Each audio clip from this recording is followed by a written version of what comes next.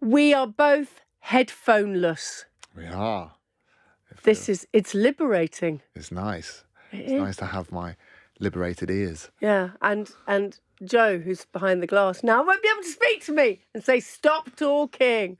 Matt Haig, I love your new book. You know, because I've told you practically to your face, because we've known each other a while, that The Midnight Library is now up there as one of my favourite books of all time. You know, I'm obsessed with it. I've read it 3 times. I give it to everybody as presents. Wow. It's a life-changing book. So I owe you royalties. That's where I'm coming to. Yeah, that's exactly. You knew what I was thinking. But thank you for the books. It was very interesting the other day. So I go on the train a lot, do it for TV shows, and I was on the train reading Life Impossible, and this woman came up to me, and her name was Mary, and so I was photographing the book to put on socials because I want everybody to read it. And she came up to me, she said, I hope you don't mind if I chat to you about, and I thought she was going to say about what I do. She said about Matt Haig. So I said, of course you can. And she sat opposite me and she said, Matt Haig's book, The Midnight Library, have you ever read it? And I said, yes. And I give it to all my friends. And I've read it 3 times because it's extraordinary and it's sort of mind-changing and life-changing. And she said that it changed her life. And I said, well, I'm actually seeing him in a couple of weeks. And she said, will you please say, Mary says thank you. So I didn't text you. I didn't message you. I didn't WhatsApp you. I wanted to say that to your face. Mary says thank you. That is a lovely story. I mean, my mum is called Mary, so it might have been my mum. But was it your mum? I don't think it was. No, I don't think she was about the same age as you, I think. Yeah. So that would be really weird. But it was really sweet. And then she told me, which I won't share on here, but she told me about things that she'd been through in her life. And she did think of times where she didn't want her life to carry on. Oh. And she said that through the Midnight Library and through reading all your posts that she felt saved. We talked for quite a long time. Oh, wow. Well, no, that is lovely to hear that stuff. I mean, I am quite bad at absorbing it. And with the Midnight Library, I never really absorbed it because it came out during the pandemic and I never did a book tour, I never met any readers from it. It was all very abstract. You'd get nice emails, obviously, about it and messages and stuff. But, you know, I never went out and physically did a tour. And so it's only been recently that I've been hearing those sort of things. And obviously, yeah, it's lovely. It can be a bit too much sometimes, but it's lovely to absorb all. Yeah, and of course it can be a bit much. Yeah. But I just wanted to tell you to your face. No, that's very nice. But with your new book as well, though, there's something extraordinary about some authors, because I read, this sounds really weird, I read publicly. You know what I mean? On trains and on tubes, I have my books on me. Same here. It makes me sound like some weird... I read publicly. I'm not a secret reader. Yeah. There we go. But it brings people... Yeah, you don't invite people round to just look at you reading. That'd be so Gaby weird. will be reading today. I'm going to read. And just quietly to myself, you can watch me. But some authors bring people together, and you do that. Is that what you think when you write? I don't know what I think I think, like, I've been analysing it recently. I think certainly when I'm writing towards the sort of mental health stuff, I think subconsciously, because when I was depressed, and I still occasionally do go through patches of depression and anxiety, but when I was really, really depressed when I was younger and suicidal and stuff, a abiding thing I remember about that was the loneliness, the complete feeling that no one understood, very isolated. You know, you go back 20 plus years, you didn't really have accessible stuff on TV or in books that you could access. That has thankfully changed a lot now. But I think, so subconsciously when I'm writing, I'm not just writing to try and be of use to other people or to help them. That is very nice to do that, and that is an incentive. But it's also because felt alone for so long, but it's nice to have a kind of community of people who are like you, who have gone through something similar, who understand you. We all want to be understood, don't we? So I think books are a way you can do that, whether writing or reading them. It's to sort of like understand ourselves. And then so that's interesting. You said that you don't really know what you think when you're writing them. Obviously, you're thinking about the book and whether.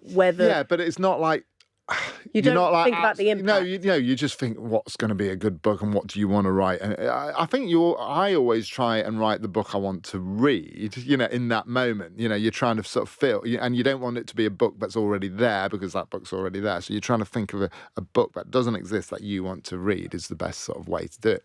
But yeah, I think it's a massive cliche, isn't it, that writing is therapy. But I think for me it is a kind of therapy because you take something very internal and you put it into words. I mean, that's what therapy is. You're talking, or writing to a therapist, and or journaling or whatever you're doing, but you're putting a very personal, wordless experience into words, and it then automatically, even if no one's reading it, it kind of becomes a shared thing because that you put it into language and it's shared and it's open. So it's almost like, I don't know, like a metaphorical kidney stone or something that you're taking out and you're taking out and externalizing this impossibly internal thing.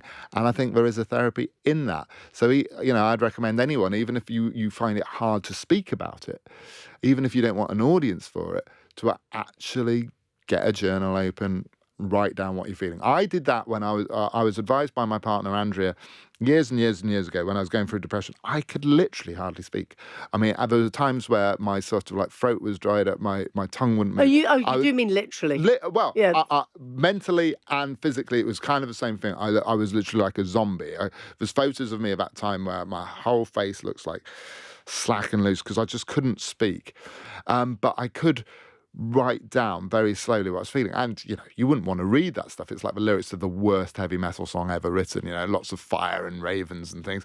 But it was all just what I was feeling like at that time. And just that act, there was a lightening that goes on when you do it. So I think words are therapy, and putting your own experience into words in whatever form, whether it's talking in a podcast, whether it's writing it for no one to see, or whatever you're doing, there's a kind of therapy to it. It's very interesting. When my mum died almost 28 years ago, I remember somebody saying to my dad, because he also had cancer and she died of cancer and he survived. And somebody said to him, Clive, write down how you feel. And he said, he was a broadcaster, write down how you feel. And he said, what do you mean? And he did. And they said to him, now just fold it away or tear it up or burn it or stamp on it, whatever. It was just how you felt. And I remember him ringing me up and saying, do you know what I found? Something's wonderful. If you write it down and then you get rid of it, it lightens you. And it was, and he was a young man. My mum died very young. And it was suddenly that, and I'd always loved that. I mean, I like writing and I love reading. But hearing somebody who was straighter and hadn't done that before, it was amazing. Just a simple, so simple. I totally understand. Yeah. My mum used to keep my mum's still around, but she used to keep a 5-year diary. 5-year diary? Yeah. Wow. So they used to have these like 5-year diaries that she used to sort of lock up. And when me and my sister were young, she unfortunately went through quite severe postnatal depression. And she would write it, and she'd be very honest. The one place she could be honest was in the diary about what she was feeling and what medication she took or whatever. But because it was a 5-year diary, so even if she was feeling a bit bad the year later, she could look back at a worse day and then see the progress she was making over the 5 years. Because the days were on top of each other. So March the 12th, 1975 would be there, and then March the 12th, 1976 would be there. And she'd see what a wonderful thing to do. Yeah. It's very interesting because I go on and on and on about living in the moment. And I mean, everything that you write, whether it's on social media, because I love what you write on social media, and I love your books, as you know, but living in the moment is something I just really wanted to talk to you about, because I personally believe that if we all think too much about the past, then everybody gets bogged down and, I wish that hadn't happened, or I wish he hadn't gone, or I wish that I had got that job, whatever it is.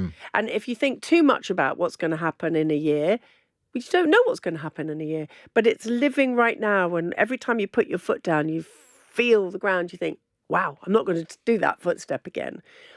I just wondered how you feel about that, about living today, in this second, in this moment.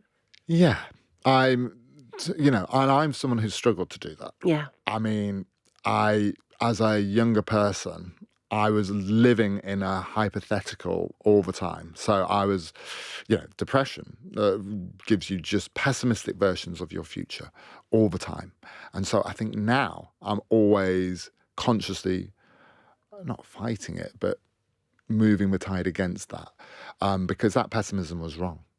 People are very cynical about hope and happiness and optimism on social media. And sometimes, there's good reasons for that. There's a lot of hollow, be kind out there, which from people that you think, you're not always that kind. But, so there's a right reason. I understand why people can be cynical about optimism. But for me, I'm more cynical about pessimism, because pessimism in my life was so wrong. My pessimism told me I would be dead at the age of 25. I am now, surprise, older than 25. I'm 49 years old. And, it said if I stayed around somehow, I'd be in a straitjacket, or this would happen, or everyone you love would turn against you. And obviously life isn't a bed of roses, and bad things happen to everybody. Yeah. And it's a roller coaster, and it's up and down. But that view of total bleakness was not the future for me. And even if you're stuck in depression, even if you've got chronic depression, things can change. Perspective changes, different things change, treatments change. There's always change. So life is change. And change can be scary, but change is also hope. If you're stuck in a bad place, change is good. And life is change. So if you hold on long enough, if you're stuck in a situation that is terrible, like that U2 song, Stuck in the Moment, that used to play in my head because it's a powerful thought I used to have about being stuck in a moment. But you're never stuck in that moment forever. See, that everything that you say always makes me think more. And that's why I love your writing. Do you do talk? I know you do book tours, but do you ever do talks? Do you ever go out there and just talk? Because you talk so wonderfully. I've done it before. I don't like being on a stage on my own. I'd be fine if us two were sitting on a stage right now. I'd be fine with that. I'd just be chatting like this. I'm fine at chatting on a stage. But TEDx talks and all of that. Oh, good Lord. Yes. And also just I really admire interviewers, because that's the hard bit. The sort of because you've got to keep various things in your head, haven't you, when you're interviewing. So when you're the interviewee, you're just being led. You're just being handheld through the conversation. But to actually go out there on a stage, which I foolishly did, because I had a thing. This was back in 2019, and I was asked to do a tour, and they said, do you want to be with someone in different venues? Sorry, I'm coughing. Or do you want to talk yourself? And because I was scared of talking myself, I had this foolish thing about things I was scared of, I've got to do. So I said, yes, I'll do the face your fears, because that's always the... And I did face my fears, and I'm glad I went through it. But it was like the world's worst TED Talk, because I'm really bad at technology, and because I've got ADHD, I can't really focus enough to be like an actor and remember a script or remember. So what I did was I remembered a sequence of slides in the presentation, but every night the slides went wrong. I mean, I'd be like, no one wants that. No one wants that. And so I get so scared. So I think I'm better actually just in a natural conversation. As soon as and also because I was a nervous sort of young person, my mum used to send me to try and correct that to speech and drama classes and things like that. So all of that makes me feel like I'm back as a nervous 13-year-old. Isn't it interesting? Recite a poem or something. So, a little cough break for both of us. Isn't it interesting how sometimes we go back to that 13-year-old self? So if you and I were now 13, I mean, I couldn't speak. I was the shyest person, except I knew I wanted to be a TV presenter, so nobody could understand it. But I couldn't speak. What was it? Can I just ask you? I know it's your podcast asking me, but can I just ask you, what was your change from shy Gaby to... No, I still am. You really? I talk very openly about it. I still am. Yeah. Don't make me ever go to a house party, because I can't go to parties. Oh, that's so comforting. Because I hate that. I hold my husband's hand really tight, and if he says he's going to the loo, I go, "Don't you dare go to the loo!" No, no. No, but I love what I do. So I think you're the same. You love what you do. I think we're lucky to have found something that we're passionate about. Yeah, I'd really be scared if it didn't, because I don't know. I mean, I started writing because I had such social anxiety amid my sort of panic disorder. I could not have gone out and done a 9 to 5. And, you know, I was lucky that I had parents where I could live at their house, but we had no, you know, we were in debt. You had to do something to go out there and earn money. And the only thing I had was writing. So it sounds ridiculous, but that was my most solid choice to do. So, yeah. It doesn't sound ridiculous at all. Makes total sense. Yeah, in the sense that it's kind of hard to, write a book and then try and turn that into a career is quite tricky. But I love that you did that. So when did the anxiety, the big anxiety, if we can call it that, not the regular stuff that most kids have, when did that all kick in? You were talking like, I mean, teenage years, I had a lot of it, but I didn't know it. I didn't have the ability to know what was going on. I mean, it's only recently when you get sort of diagnosed with things like ADHD and autism, which I still haven't come to terms with. I mean, I've had those diagnoses, but I don't see myself as that. But so life's just a journey of understanding yourself. As a teenager, I obviously had issues going on because I was a problem for my parents. I was a shoplifter. I had massive mood swings. I know that's a standard teenage thing, but I was slightly off the scale sometimes. I was told by teachers I was special needs. I got arrested for shoplifting at the age of 16. I was a problem for my parents, and I have a lot of guilt about that time.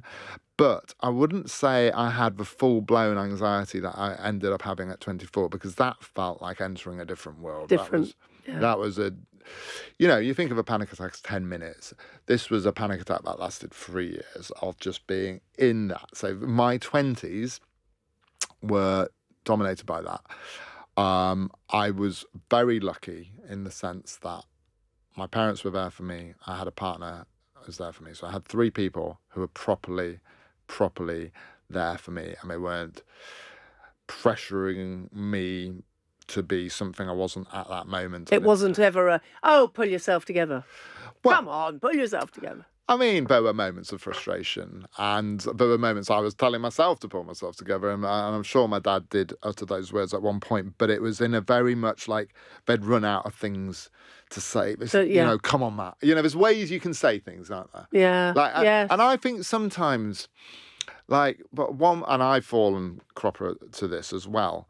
You know, when you get told off for using the wrong words about things and stuff, I think it's more about intention.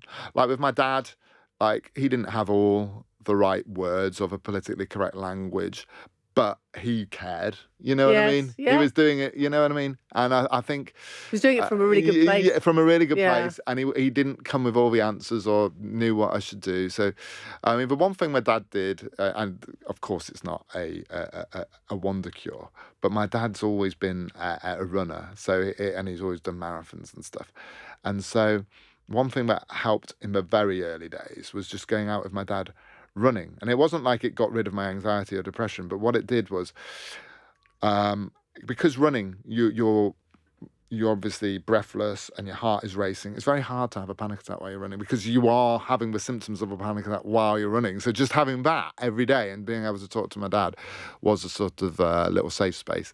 And that was like, you know, when people say, oh, it's all in your head, or they don't believe anxiety or depression or whatever, and they think it's something everyone has. That was definitely, you know, when you've crossed the line into something that's sort of serious illness. And that was like, because I myself had been someone who didn't really believe what depression was. I thought it was just feeling sad. Lots of people use it. They go, oh, I'm so depressed today. Yeah. And that's fine. But, you know, depression itself is something very different, and panic, you know, and suicide. Like in my case, it wasn't a conscious thing of, oh, I've weighed up my life and, you know, I'm suicidal now. It was like, I still want to live. I just can't cope with this situation that I'm in, and I can't get out of it. And so I think that I would love that to change around the conversation, and it's been, happening in the media recently as well, around suicide. I still think we talk a lot about it, and we talk a lot about mental health, but I think we're fundamentally missing an understanding of it. There's always a sort of slightly moral dimension to it, and I think people don't realise that suicide doesn't always feel like a choice, and simply saying, oh well, you've got people to stay alive for or anything else, is kind of victim blaming, because when you're going through an illness, and suicide might be the last symptom of that illness for some unfortunate people, then it doesn't help to add more stigma and add more shame. I think we get people to stay alive by understanding, and by compassion, and by encouraging people to understand that this situation they're in won't always be the situation they're in. I met some amazing young people recently, because I'm doing stuff on loneliness, and they were early 20s, and they had all attempted suicide. And they all sat around and talked all about the different reasons. But it's interesting, because the word they used was compassion, and there needs to be more compassion. Yeah. And they were the most uplifting, wonderful young people.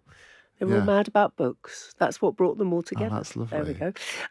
But it was about compassion. And I think, and I know it's a really it's a sweeping statement, but I think everybody feels it at the moment around the world, and the news that we all get 24 hours, however you get it, whether it's a lot. It's a lot. It's a whole generation now. I mean, I'm a father of teenagers. Yes, they've had their struggles. I can't think of any of our friends who haven't had their struggles. We're in a world now that's almost couldn't be designed better for anxiety. Oh my word! And we don't see compassion. No. We hear about the bad news. For want of putting it any other way, we hear about the bad news. We hear about the bad things that are happening around the world, and goodness me, we need some good things that are happening. We need to hear about those good things, because otherwise, you use the word hope, we both use the word hope a lot, where is the hope if all we're being fed is that negative stuff? No. Well, negative stuff goes on, but even within the negative stuff, I always think it's useful to look for the helpers, look for with any situation, and there are tough situations all the time, but there's always compassion within that. And you're right. I mean, news, somewhere along the line we decided that news was just the worst things that are happening everywhere, but important, significant things that are happening in people's lives all the time are hopeful, compassionate things that are happening. And I just think we need to be a bit more gentle with each other. I think one thing about the internet is we've forgotten that the people we're dealing with are effectively people like us. Everyone is a context, and yes, bad behavior exists, and bad things exist, but if we you wonder how many of these sort of internet arguments would disappear if we literally could transport ourselves into other people's contexts. Oh, wouldn't it be? I mean, I'd like to know what makes some people say that I maybe I just do live in a happy place, happy land, but I think that a lot of people who say the nasty things online, I think it's about them. It's not about the person that they're writing the horrible things to. Yeah. I mean, there was some really horrible stuff said to Katie Piper recently, which was really nasty. And that she had to read that about, it was horrible, and I'm not going to repeat it, but she called them out and she put it on her social media. Yeah, and she's great. She's so incredible, strong Katie. At that stuff. But that was probably about that person. They weren't thinking, I'm going to be really cruel and nasty to her, but they were thinking there's something in their life that's not right. Yes. And it's hard when you're an insecure person, necessarily, I'm speaking about myself now, but when you've had anxiety yourself and you're not necessarily thinking you're that great yourself. And then if someone else is saying it, then that's when it really gets in. Yeah. And that's why it's so dangerous. And I think we need to see this stuff. Just as we've had laws about passive smoking and whatever else it is. We need to get an understanding that this stuff is a health issue. It's an actual health issue. Trolling is a health issue. The internet is a health issue. Social media. It's not about banning things. It's about an intention, a grown-up discussion about it, about what's good for us. And, we're all, the genie's out of the bottle. We're all on social media and all of that. But within that, we need a serious conversation about how we go forward, I think. You're so right. I think you should lead it. You should lead that conversation. I wouldn't be very organised. I'd be too addicted to I'd be 2 minutes scrolling to actually get anything done. I'd be on Instagram. I want to change it, but hold on a minute. Hold on a minute. I'll just look at this meme have a look. about this. Who do you read? What books do you read? I'm really eclectic. I read all kinds of stuff. I mean, everything. I'll read Elton John's biography. I'll read a book on philosophy. I'll read an old, Victorian classic by, whoever, Emily Bronte. I'll read an old Graham Greene novel. I'll read a thriller. I've just read The Silent Patient, which is brilliant. I read all kinds of stuff. I'm quite a bad reader, though, in the sense that... Bad reader? Well, what I mean is I'm not very faithful. So I'll have a pile of books and I'll flit between them because I've got my attention spans. As anyone who's read any of my books and my short chapters will realise, I probably don't have the best attention span. So I'll go from one book until I get hit slow a bit, and then I'll pick up another book and I switch between non-fiction. Were you able to retain the story, the one you put down? Sometimes and sometimes not, but I definitely am an unfinisher. There's lots of books I don't finish. There's old children's books I sometimes pick up. My favourite book of all time is The House at Pooh Corner, A.A. Milne. I honestly think good choice. The Winnie the Pooh universe is one, because A.A. Milne himself, we think of him as this sort of gentle children's writer, but he'd been through war. He was sort of like in the woods when he wrote that, and he was sort of overcoming his own trauma. And I see the Winnie the Pooh stuff as kind of mental health. Oh, it really is. Because you've got Piglet with anxiety, you've got Eeyore with depression, you've got Tigger with whatever else, with ADHD, without a doubt. Thing. You've got Pooh who's addicted to honey and happiness, and you've got Christopher Robin who's hallucinating the whole thing. But no, you've got you've got a whole world to escape in. And that was my comfort read. When I was really depressed, I couldn't read anything. I couldn't watch TV. I couldn't go to the movies. But one thing I could read was The House at Pooh Corner, which was funny because I'd just done this degree in English literature where we'd been told, to value just the most complicated, highbrow stuff. And the only thing I could actually read so after that, I left my sort of highbrow pretentiousness and realised, no, you just want to communicate. You just want to sort of create little nice, gentle worlds for people. Do you know, I'm now going to go back and read it. I mean, I read bits of it, but I haven't actually sat down to read it from beginning to end. I haven't done that for years. I'm going to do that. Thank you. That's the one thing you've left me with. Thank you very much. And your book. Let's talk about the new book. It's so incredible. I don't know what you do. Is I've got a very vivid imagination. I always have had, but I close my eyes and I'm in your book. That's a really weird thing, but I'm doing it now. So I'm there. I'm in Ibiza. I'm in all those places. It's very visual what you write. It's a book about hope. I know there's bits in it but it really, to me, it's a book about hope. I finished it 2 days ago. Oh yeah. No, it was it's about hope, and it's about impossible things happening, which is why it's called The Life Impossible. And it's about it was a very personal book in a strange way, even though the narrator is a 72-year-old widow, former maths teacher, so nothing like me on paper.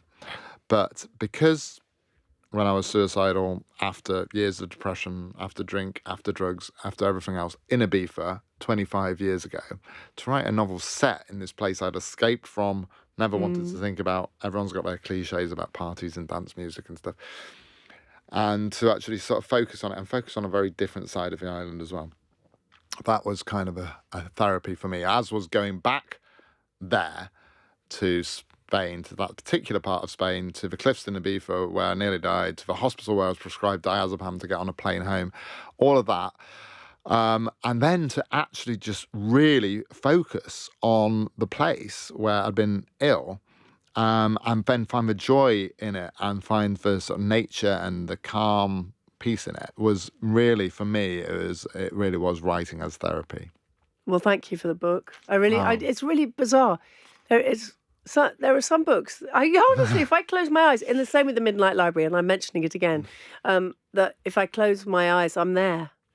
What is it like to see your stuff come to life in the films and things? Well, I'm still because I was a struggling writer for a long time, I didn't sort of find an instant hit or anything.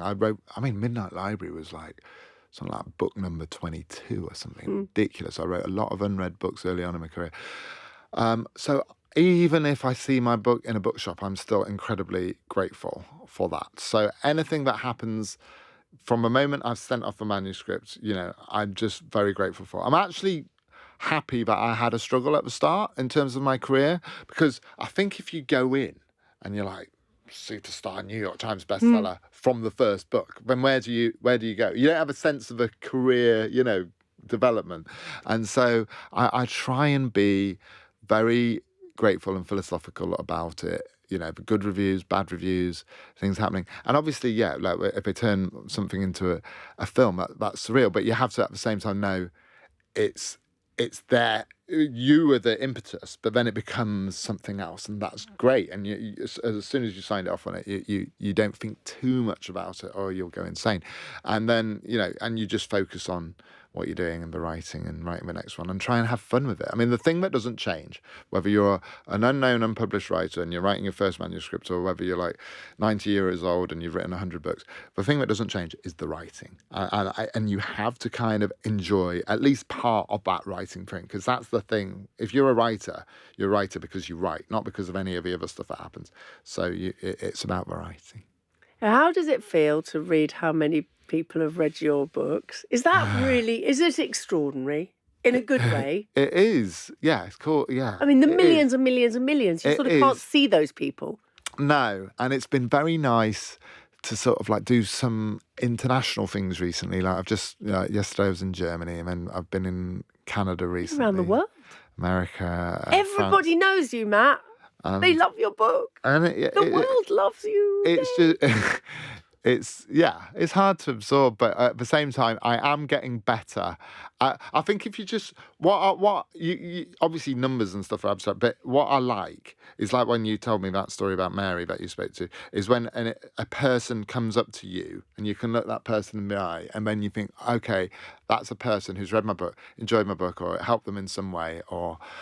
Yeah, slightly scary when they say, with Midnight Library, oh, I quit my job because of that book, and you think, oh, in a good way. So yeah, but when it's a one-to-one, or someone, it doesn't happen very much to writers, but occasionally you get stopped in the street and someone says something to you, then that's lovely. Yeah, I can deal with the one-to-one, but yeah, thinking about. The whole thing gets a little bit wow, that's a bit much. When I left home this morning, and it's half term, and my younger daughter was there, and I said I was coming to chat to you, and she said, "This is honestly." She looked. She went, "Oh God, do you think you should tell him that you're his cheerleader? Because everyone of the family must think I'm mad."